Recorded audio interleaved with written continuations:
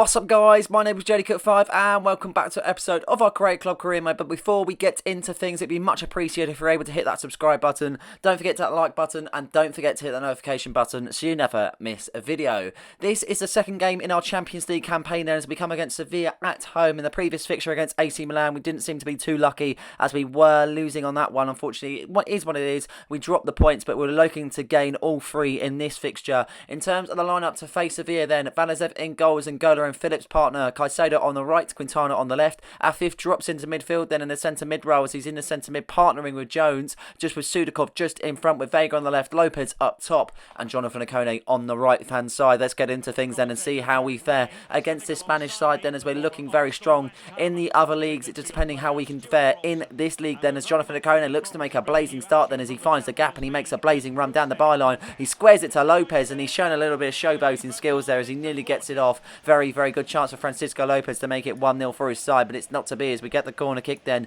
Alexis Vega, the man to whip it in, and he whips it in deep then. A decent delivery there as he meets N'Golo, but a really simple header for the keeper to save that one as it stays 0-0. Very much of a quick start to this game so far as we look to continue that form there, as Sofia make a lovely goal kick on the left hand side, finding one of their teammates perfectly as we try to intercept, but we're not as unlucky as the first initial time, but we do get stuck in there. Jonathan Okone picks up the ball as I do believe Sudakov picked it up on the interception, and he is offering support then. Sudakov is in on the right hand side. He's only got the keeper to beat. Can he beat him? And of course he can. Sudakov leaves with an absolute belter of a goal and he keeps on scoring, and that's what you want to see. You want to see pure goals from your kind of midfielders and attacking midfielders, that's for sure. Sudakov getting a few to his name then. He's definitely kind of adapting himself to life as a JD Cook player.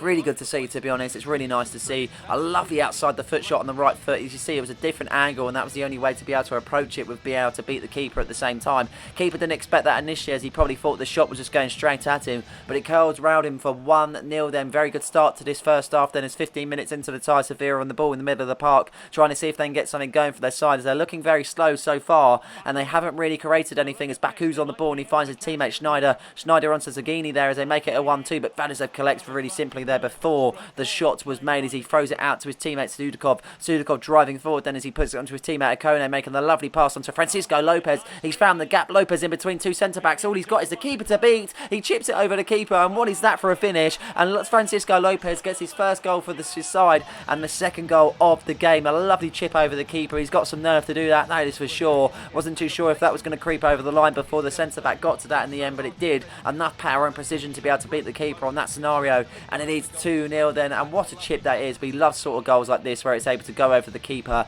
and then bounce where it's actually gone over the line, so it's really, really nice to see. That is for sure. So a goal for Francisco Lopez as we make it 2-0, and we've definitely started this the way we would want to, as we get two quick goals in this first half. And Sevilla haven't really got going, as I said previously, so far, and they've got a chance here as they've got a teammate in space. They've got a chance, but Phillips makes a lovely challenge there, making his Champions League debut. Simple as anything.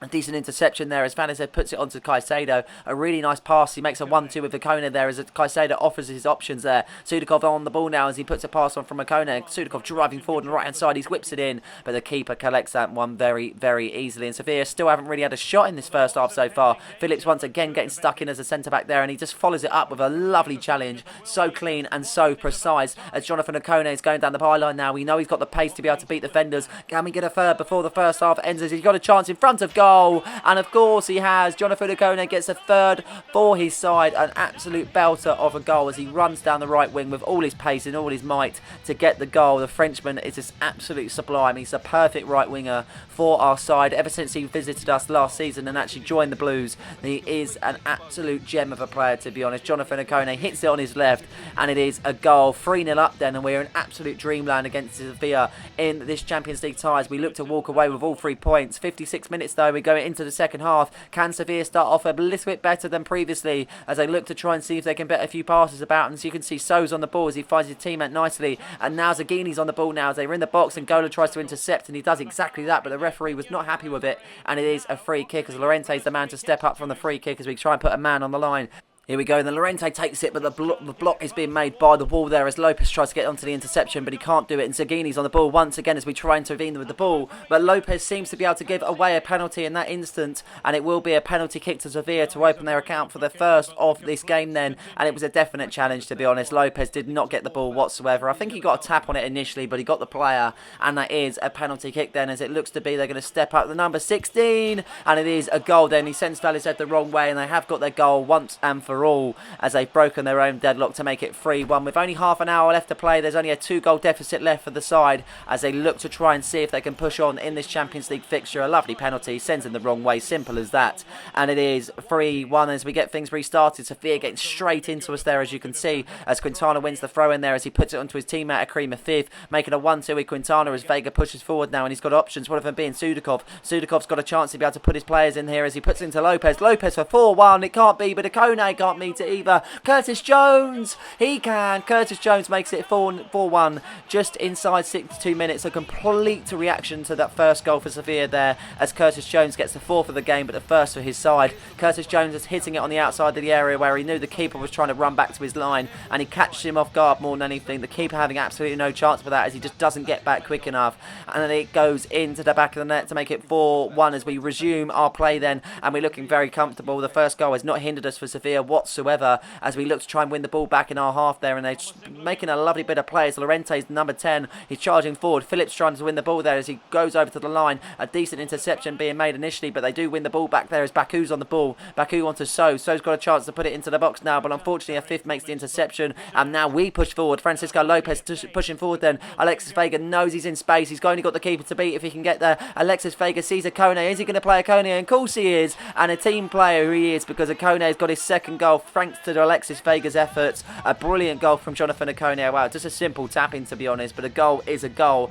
Getting the second for his side then, well, the second for himself, but 5 for his side. Unbelievable performance this is in the Champions League. Vega in space, he could have taken it upon himself to be able to get the goal there, but he saw Akone was able to just get the tap in, and Vega is a big team player in this side. All he wanted was the goal. A brilliant goal it was, and it is 5-1 in this tie as we make some substitutions then and change a few things up in this tie. Sims comes onto the pitch, Al-Qahtani comes onto the pitch, Heimer comes onto the pitch, and Agayam comes onto the right hand side, with the final substitution being Bashir Humphreys. 15 minutes left in this time and looking to see things out, to be honest. We know we've got the result. It's just a matter of time before the full-time whistle is blown, but Sevilla wants a last goal in this tie. Llorente's on the right hand side and he's got a chance to put it into the box, and he does exactly that. A decent delivery there, finds Zaghini, he gets the save Valizhev, but he can't follow it up, and it is 5-2 then. A brilliant save initially from Valizhev, but he just can't get it on the follow-up whatsoever, and it is a goal for Zaghini then as he gets his second for his side, but it looks to be too little too late for the Spanish outfit, and it is that. And unfortunately it just didn't really seem to bring the game to us whatsoever. I was expecting much better performance from Sevilla, that is for sure,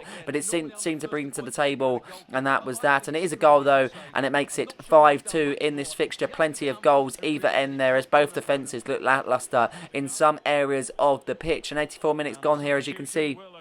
Again, we're just trying to see the game out, to be honest, but Sevilla are actually really much pushing, very much looking better after that second goal, and it's given them some sort of confidence and some sort of boost to be able to push forward then. And they've got a chance once again as Schneider's on the ball, and they're in a dangerous position here. There's many white shirts there as Vitaina's on the ball, and he makes a lovely shot here initially, but it's blocked. And they've got another chance here at Sal onto Luke Barno. Another block there, as you can see, but it's literally swaying from side to side, and they're such a lucky goal. Llorente gets the third for his side, and it's actually looking a little bit better, Sevilla, compared to what it did about 10 minutes or so in game, and that was that. And another goal for Sevilla then, as it looks to still be too little too late in my opinion. So lucky there as we made the interceptions countless of times to be able to get the ball. Every time we did though, the ball seemed to be going back onto the Sevilla team, and it just was what it was on that one, as it go back again as we get things restarted. 88 minutes gone as a foul's been committed there, but unfortunately nothing was given, but the throw-in was. Quintana's on the ball as he finds a fifth onto Vega. Can we get a sixth for our side then, as Sims is on the ball, he puts it onto a Guyam for 6-3. It just rolls past the post. It wasn't to be, but full-time whistle has been blown. 5-3 in the end. A lacklustre bit defending at the end to see concede a few goals, but we don't mind. We've scored 5 in the end, and we've got all 3 points in our second game in the Champions League, and it's our first of the 3 points in this competition. Very happy, that is for sure. Jonathan Akone, a big standout in this side as we look to push on further in our Champions League campaign. As I say, very happy, and now we move on to the next game in this episode. Here we go then, this is the second game of the episode and it came out Stamford Bridge away from home then to Chelsea. We know what they can bring to the table, it's just about being able to display our best sort of game and hoping for the best. And this is the team that we're going to be playing then. Van der Zef in goals and Dika and King partner, Alvarez on the right, Williams on the left, Medbury and Bellingham in the middle with Alcatani just in front with Barry on the left, Jovic up top and a Guyam on the right hand side. Not my favourite side, but I'm still trusting a lot of these players to be able to get the job done, and let's see how they do then.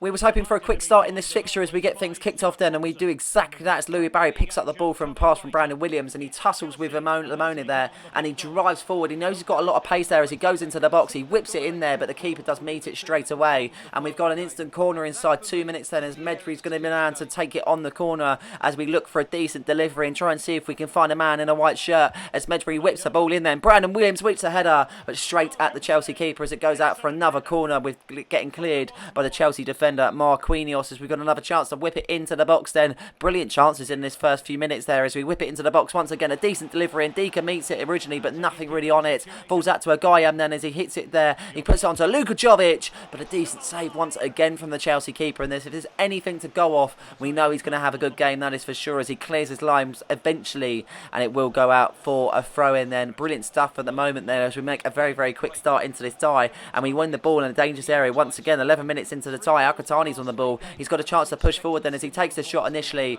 but it is saved from Mazzadili then. As 30 minutes into the game, Chelsea look to try and push forward, but they can't really get anything going so far. Eventually they do then as Moreira's on the ball as he finds Lodi Rice. Lodi Rice got a chance to be able to put it onto his teammate Jonathan David. They do exactly that. David onto Cole Palmer then as Cole Palmer tries to look forward on the right hand side, but he can't get there. Challenge is being met left, right and centre there as we try and intercept the ball, but we can't do it. Brendan Williams tries to see if he can get it, but he can't, and they've got a chance for Jonathan David, and it is 1-0. It creeps in at the near post past Balizev, and it is a goal for the Canadian striker as he makes it 1-0 for his side just inside 19 minutes. The first chance for Chelsea FC in this tie, but unfortunately they've made the most of it and they've got their goal when most needed there. Jonathan David being very lucky, creeping it in on the near post.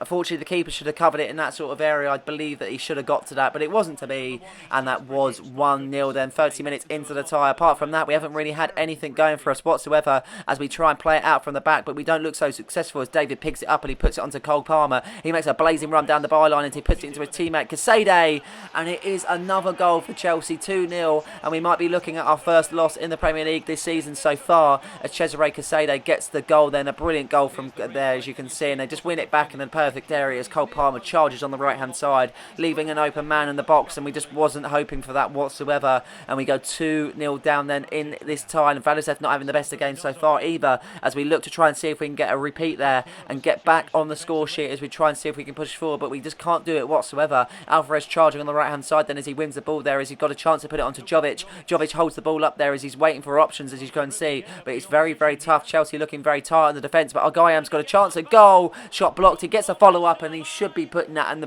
top corner.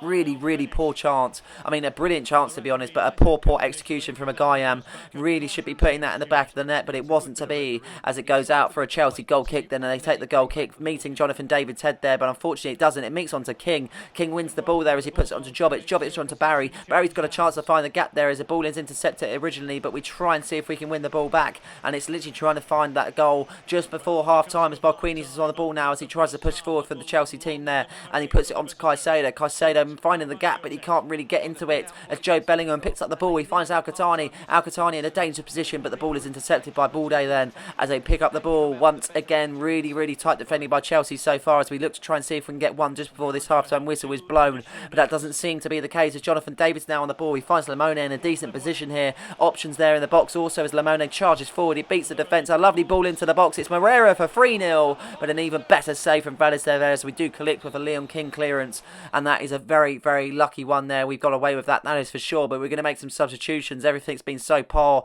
so far as we bring on Heimer then. Bellingham's going to move to the cam role as Alcatani was just very, very lacklustre in this tie so far as we look to push on in this second half, but Chelsea start off really well there as they make a quick start, but we do make the interception. A guy picking it up onto Alvarez as Alvarez has the ball intercepted there as Chelsea push forward. Alvarez claiming that should have been a foul as the referee plays on there. As you can see, Moreira Jr. on the left hand side got options in the box there as blue shirts are flooding flooding it. Jonathan David could get free here as he takes his time, he takes his touch, he puts it onto a Caicedo. Caicedo to Caicedo, but an even better save there it was from Valisev there, keeping his side in this tie as we win the corner on the interception there as it falls out to Cole Palmer. Cole Palmer to Caicedo. He's been so good for his side so far, and the ball is just rebounding back and forth there as we try to intercept the ball, but we don't seem to be too lucky so far as Jonathan David puts it onto Moreira. Moreira to Lottie Rice. Caicedo passing it around the box there as he do really well. Caicedo for free, but another save from Valisev. As much as he conceded some very much questionable goals, he's definitely made some big saves, especially at the start of this second half so far, as they play it short from the corner there and they try and whip it into their box, but they're not successful. Williams picks up the ball then as he tries to go on a run here as white shirts are trying to push forward, but not many there so far,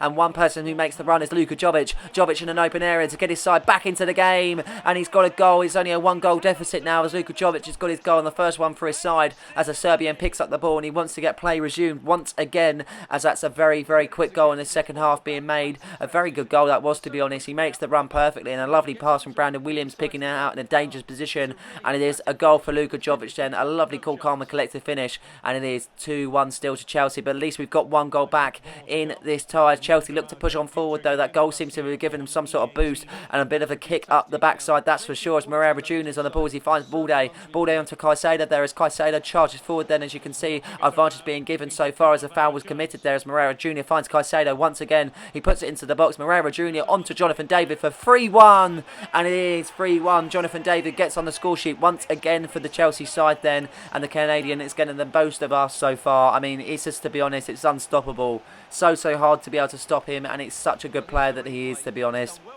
He was in a good area, unmarked, and Medri tries to get there, but unfortunately he's just not as successful. At Valisev near post there, once again though, it is a bit concerning to be able to concede at the near post for such consecutive shots.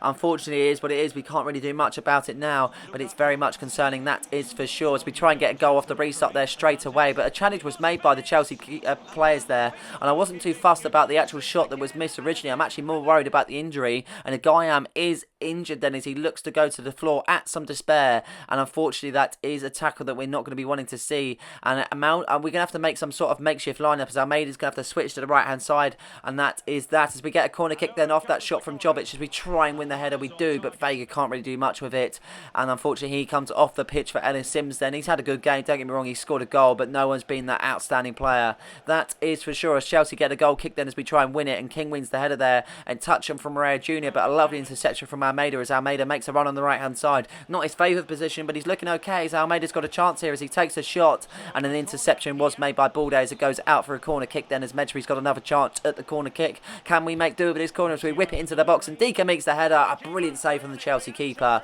and it still stays 3-1 in this tie so far as we make another corner then. Medri the man to whip it into the box, and Dika meets it, but nothing really being done on this instance as it falls back out to Hannibal Medri, but not really the most accurate pass to be able to get anything going in this tie, as Chelsea now pass it out from the back then as they're looking so comfortable in this game, trying to see this game out more than anything. Can they get a fourth in this game as they look to push forward? But at the moment they're just passing it about really freely, making it light work, to be honest, and they're doing so well. And Kuku finds his teammate Kubo in a dangerous position here as they put on a load of good players here, and Kubo coming onto the pitch. Moreira on the ball now as he's on the left hand side. He's got options there as blue shots are flooding the areas, and Kuku's on the ball.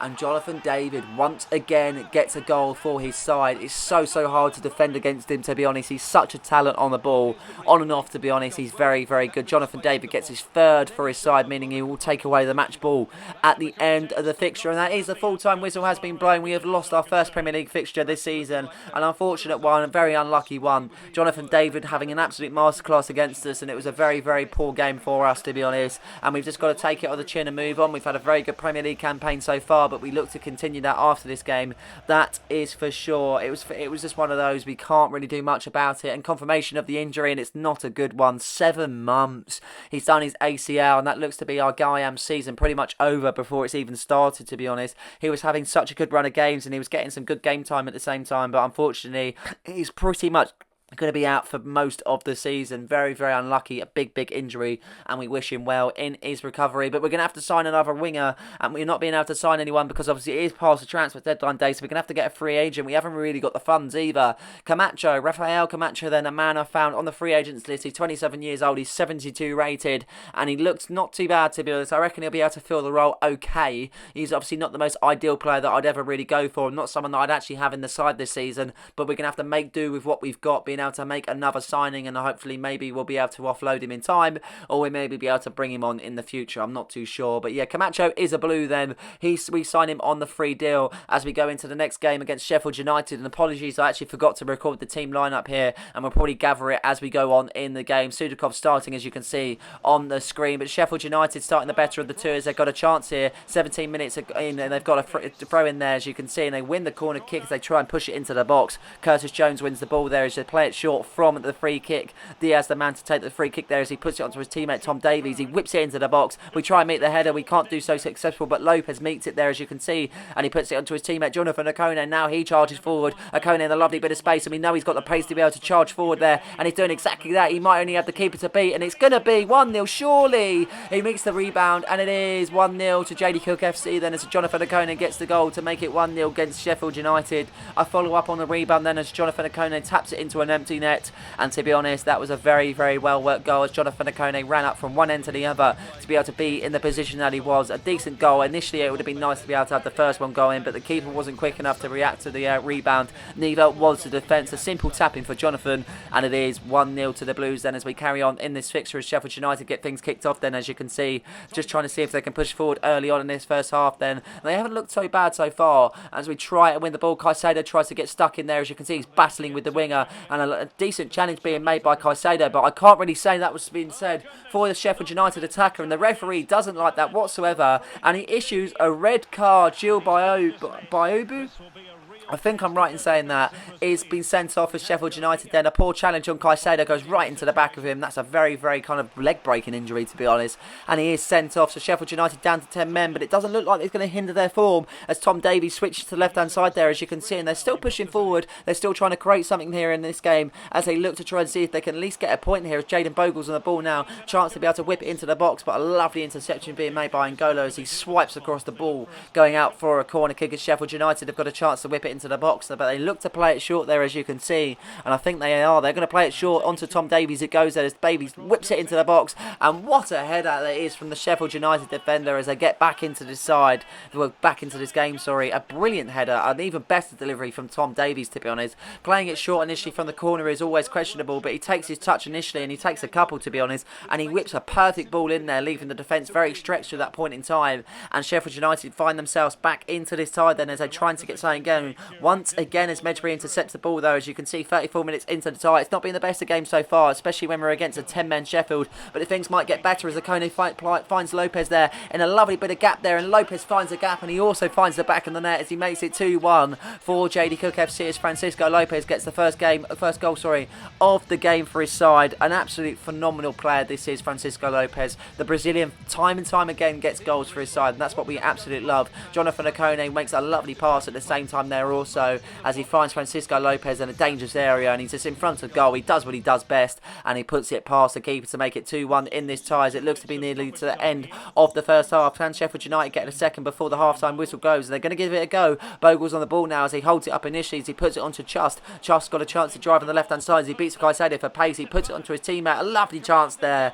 but Valisev does save. They will get a corner before the half-time whistle, but that will be that for the first half. As we go into the second half, as Barisha's on the ball as he finds Bogle. Bogle doing a lot of running on that left-hand side, being where obviously they've had a winger sent off. He's doing a lot of the leg work, that is for sure. Here we go then. Sheffield United looking very, very dangerous here. As soon as on the ball, number 21 battling with the defender as he puts it onto Diaz. Diaz back onto Barisha. A lovely chance for Sheffield United to surely open themselves up here as Davies is on the ball. But what a save that is from Valisev. Fingertip save as he still makes it 2-1 then. But Sheffield United are looking ever so dangerous there as Davies is on the ball once again, and he's doing everything in his power to get a goal here as he puts it onto Trusty. What a header that is! Elliott, and he loops over the keeper to make it 2-2. Sheffield United 10 men down, but they don't care because they've got a goal back in this tie, and they've made it level with about half an hour left to play in this tie. And they might even go on and win it, to be honest. They're looking that good so far. Sheffield United, the previous team that we actually come up against in the Championship, we know all about them. We've had many fixtures against them. They've beaten us, we've beaten them, but this is definitely a big fixture in terms of where we're at now. It's 2-2. They've got 10 men down,